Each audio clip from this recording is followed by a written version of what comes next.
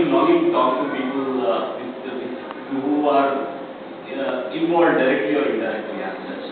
So when we are talking about this multiple sclerosis, this is basically a major challenge. During my medical college days, I have never heard about it. I passed my medicine in 1990. I was telling this gentleman, and we used to think this multiple sclerosis is a thing of Western disease. And we used to think that it is found in more of Arctic region, not in that our tropical areas. Right? They are not needed. So, thing is, I'm just trying to give you an overview what things can be done and what can be done at your level probably, and how things are. To just recap some things, what is multiple sclerosis? It is a chronic neuromuscular problem. Okay. In which the myelin shapes, they have some problem. See, you have got some tube light, you have got a switch. The tube light is working, the switch is working. The wire, we call it the wiring problem basically. So, and there were a lot of theories, and you must agree that two doctors agree on one particular thing, right? Let's not get into controversy. We'll just try to keep some simple facts. What exactly? It has been like it was my kind of bringing, and I was always intrigued by this word autoimmune disease. In our books, what was written regarding autoimmune diseases, the cause is unknown. What are these autoimmune diseases? There is a spectrum of diseases which are all autoimmune. We don't know what is the cause, and we are just trying to produce. This autoimmune disease, your immunity is acting against your own body and trying to produce some things. And multiple sclerosis happens to fall in one of the autoimmune problems. Here the body produces some antibodies which then attack and destroy the myelin sheath in the brain and the spinal cord. Right? Then this damaged myelin sheath is being replaced by a heart plaque which is known as periodic plaques. This term multiple sclerosis derived from the multiple patches of this heart plaque. It is like a wire which has got been joined multiple times. Okay, as simple as that. So, what are we doing in this neurodevelopmental disorder? I had started my work with autism like 15 years back. I was given it this one. My son was given a diagnosis of autism. I was a radiologist, and then I started my work basically. And my son is now 15 years plus. And I really didn't know what I can do for that. As a mainstream doctor, I just saw, okay, these are the things, the cause is not known and all that. But working with that kid, I had brought out so many interesting facets. Now, our whole life, I try to see that this is a different thing. Now, I try to treat diabetes as an asymptomaticity.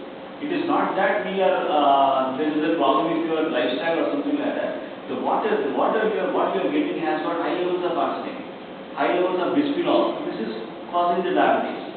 I try to limit my talk to neurodevelopmental disorder, particularly multiple sclerosis.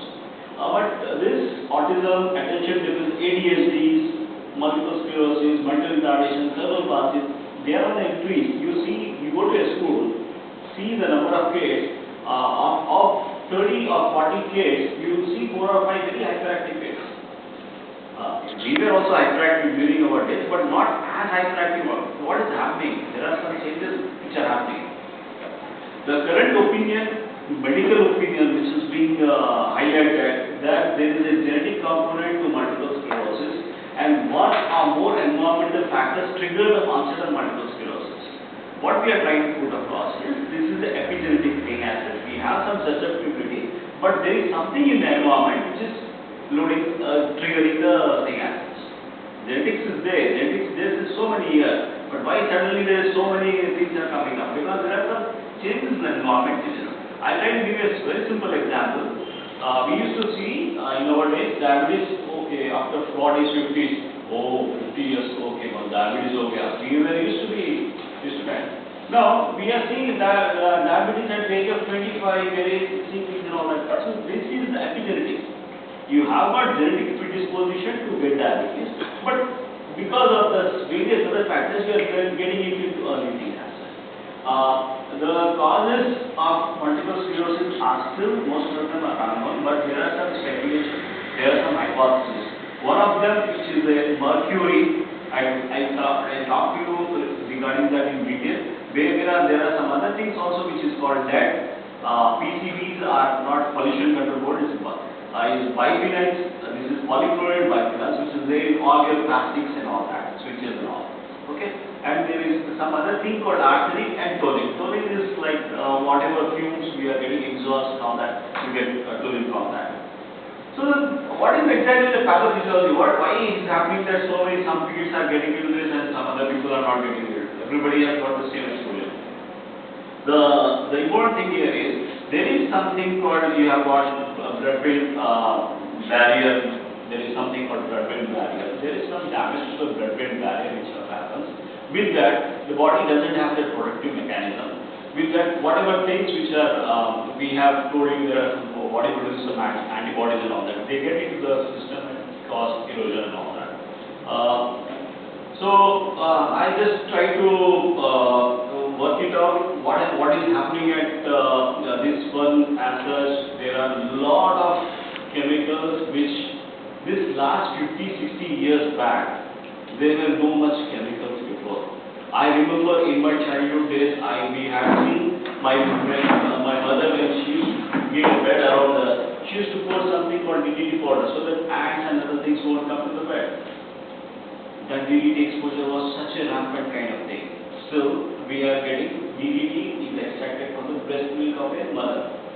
How come? What exactly? DDT is banned long time back in US. It is still made in India and it goes into the water system, so many things and all that. And yeah, like that there are more than 200 chemicals which can cause neurodegenerative changes, which are still there, prevalent, open as such. These are the terrorists. We need to hold this terrorist and keep it aside as. I talk about mercury. Before that, I'll just try to one second.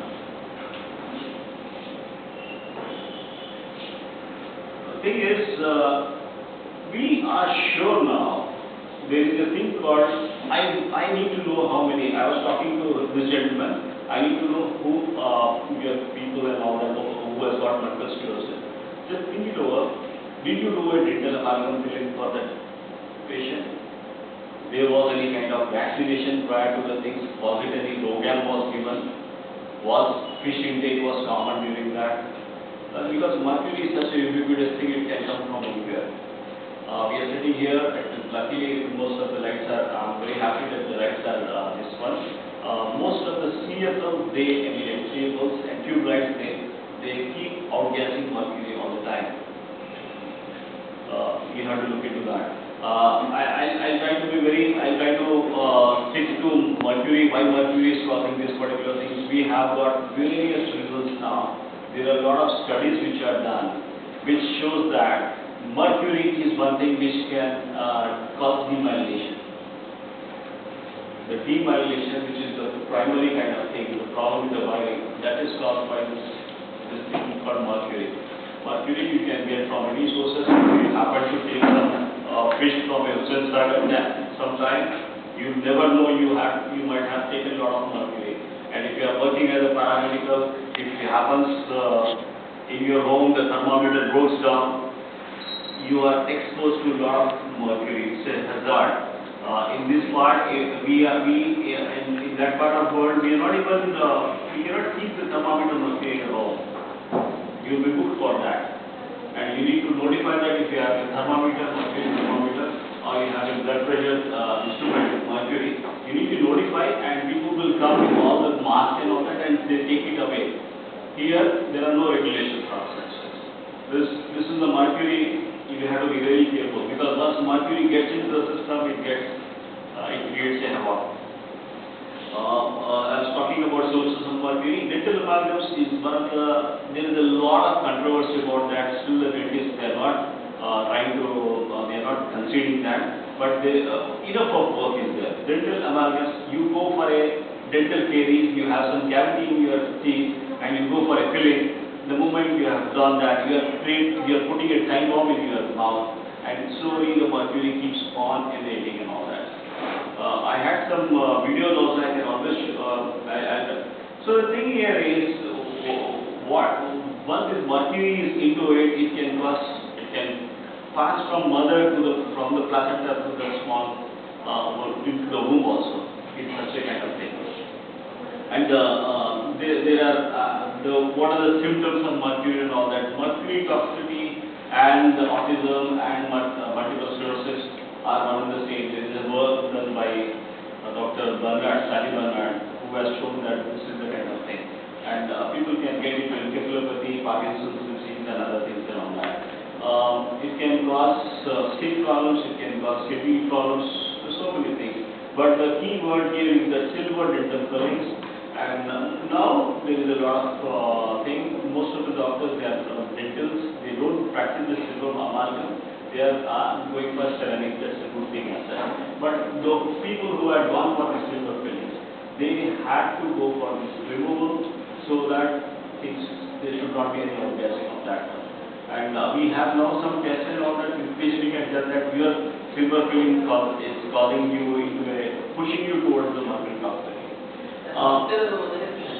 The thing is, now we are sure what exactly is I'm trying to put across my hypothesis. This is basically because of the shortage of neurotransmitters. Neurotransmitters from nerve to muscle. You have something called acetylcholine, serotonin, so many things like that. That is one thing. Shortage of these neurotransmitters is number one. Second one is it is due to metal toxemia, which can be from amalgam or some other things. Genetic factors are there as well as psychological or stress factors. So the thing here is with MS, the casing of that wire, which is called the nerve. Here you have to understand that the nerve is absolutely normal. It's only the problem in the casing, right? Is damaged at some places, and nerve is the thing is with damage of the sheath, there is no impulse which are coming from one set to another. There you have got two chairs here, and there is a gap here. Like there is no transmission from this one to that one. So the thing is, this card issue won't allow this thing to go up. You go for very good high level of electricity and all that. When we go for our cables or when we go for our medical equipment, we always make it sure that the wire is intact at one piece. If it's joined at multiple times, you are not getting that kind of electrical impulse. The same thing happens here. So the thing is, what can be done for this particularly? There are a lot of symptoms. You have a lot of sensory problems, vision problems, fatigue, and I need not tell about all that things. You are better aware than that.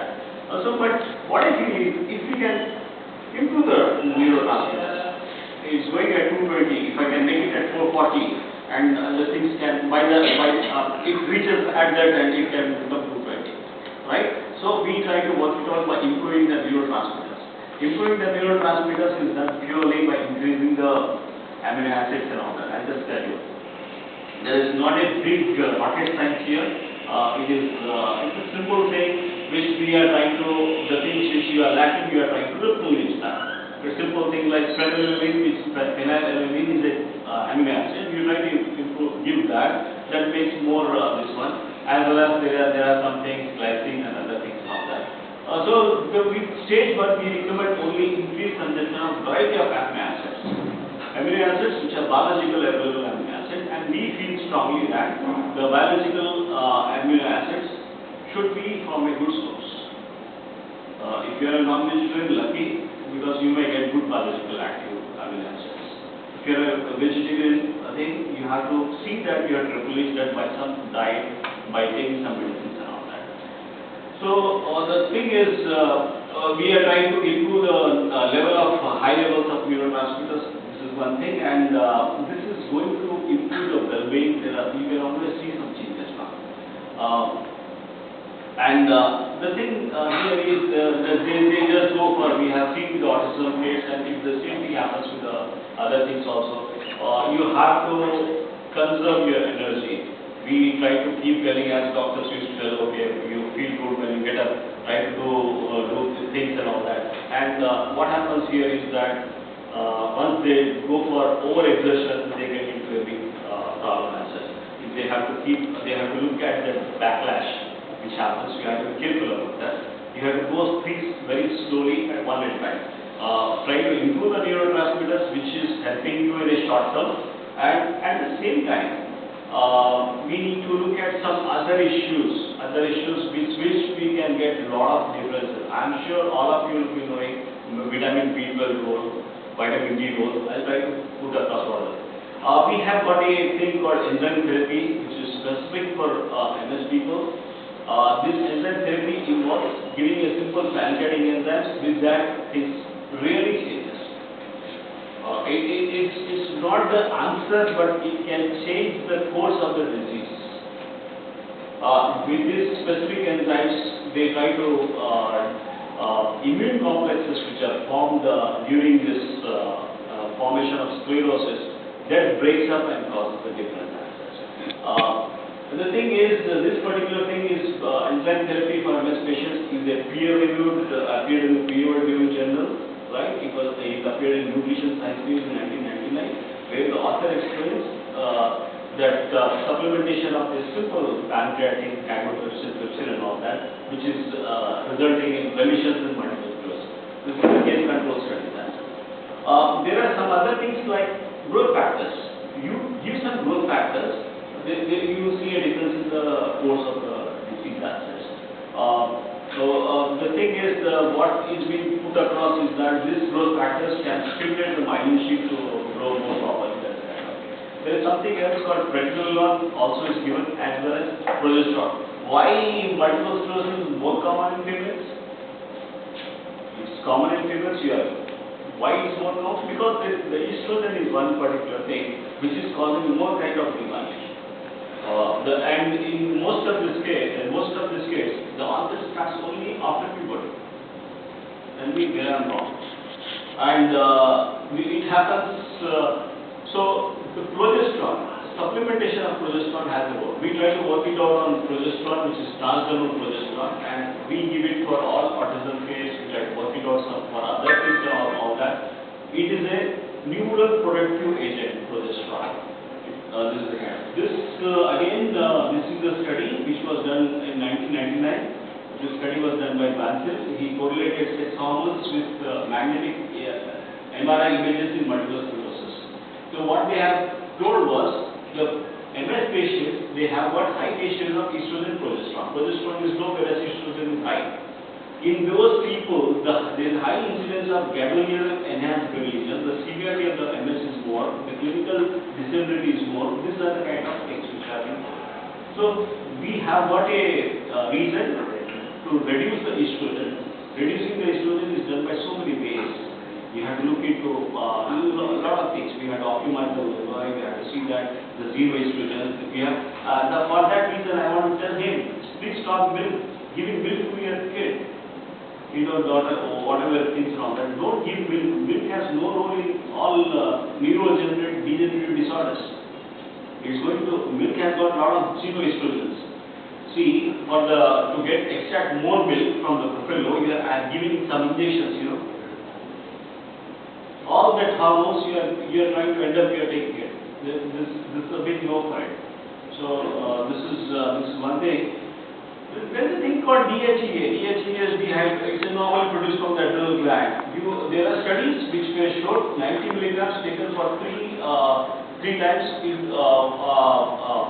the dose of 30 mg per day can make a difference. Just try and see that. It's a very simple thing.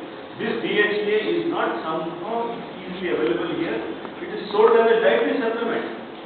You don't require a doctor's prescription also for that. DHEA is a very simple thing. I had worked with Ravindra. One of the patients was Ravindra. I did work in for him. I tell you, this patient of mine who is a 32-year-old multiple sclerosis patient, he taught me more things than what I was doing. He was always on the net. This guy works for a bank, and he gives a story. He works for a bank. All of a sudden, he got into multiple sclerosis. What happened? He started working on a lot of things and all that. He came, somebody in Kids told me, he's a metatoxicologist. He came and got in touch with me. I started giving him talks. I started giving relations and all that. Then, over a period of time, I realized this guy was having a fit. That was the cause of the.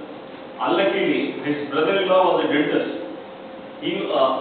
I'm saying because this guy was saying, oh, you take Bawaro, you take it, it's good thing for you. the thing is, we went up to stem cell also. We were not happy with the stem cell therapy in the sense it didn't work so much. He had some changes, maximum changes in the cervical cord and all that. But still, this guy, he's still asking. He asked me, there is a thing called jugular blocks are there. I have read in my radiology things. I told him, okay, but this is not going to help you out. There are a lot of people who have done jugular. No, it's not. It's not working. It's done in Bombay. My friend Sharad Gadni is doing that. It's not working. The thing is, what we are trying to, the venous is the problem is, what we are trying to work it out. It is the, I try to come down to the basics. And I tell you one more thing. This low levels of melatonin, all of us know we need 6 or 8 hours of sleep. You agree? Right? Are we getting 6 to 8 hours of sleep? We are not getting. Madam, we are not. I just try to keep it a kind of thing. Edison has created light. Once light was created, everything was into order. We have something called pineal gland, third eye, what we actually call. And with this pineal gland, there is a continuous during sleep. There is a thing called melatonin hormone, right? Melatonin is one thing which is secreted during the night only. What we are trying to put across, the people who are going for night shift work, the people who keep the bright lights and all that, their geopo and everything they help by decreasing the melatonin levels. We have to be very careful, sir. The sleep cycle is such a intricate kind of thing. You get up in the night and people will see the cell phone to see what is the time. The moment you see that, the photons, the light which this one is there, they just go to that. There is a thing called very balanced reticulo, there is a sleep wakefulness cycle, there is a very thing in the hypothalamic tract. And once that sees the light signal, he thinks the pineal gland shuts. It doesn't secrete melatonin hormone. So that's what the melatonin hormone gets shut and we get into so many problems. And all multiple sclerosis patients have low levels of melatonin. It is being proved. If we can improve the melatonin levels, things can be different. I have got a case study where in DHA I was telling. DHA is helpful. I can always give you this case studies anytime. My grandmother used to tell me there were basic things as this. You take ghee properly. We used to, ghee, we were kind of thing. I think if you would have continued taking good amount of ghee instead of the dada and these oils and all that, we would not have been here.